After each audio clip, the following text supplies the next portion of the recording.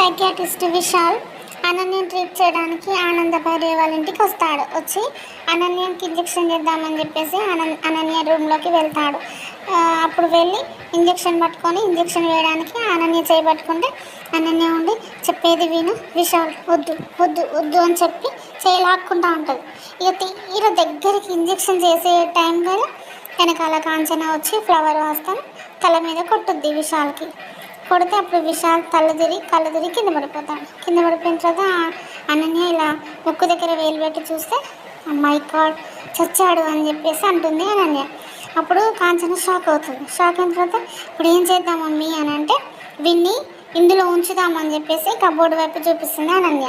సరే అని చెప్పేసి ఇద్దరు కలిసి వాడిని కబోర్డులో పెడతారు విశాల్ని. కబోర్డ్లో పెట్టిన తర్వాత ఈ వెంటనే ఇంటికి ఆనంద ఫ్యామిలీ మొత్తం షాపింగ్కి వెళ్ళేసి వస్తారు.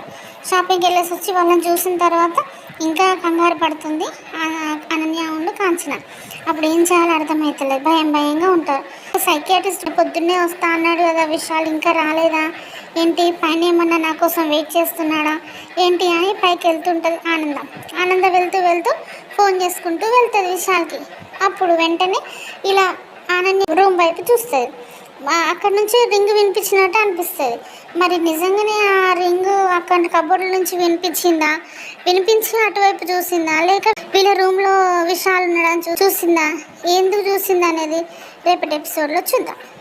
ప్లీజ్ సబ్స్క్రైబ్ మై ఛానల్ అండి. బాయ్.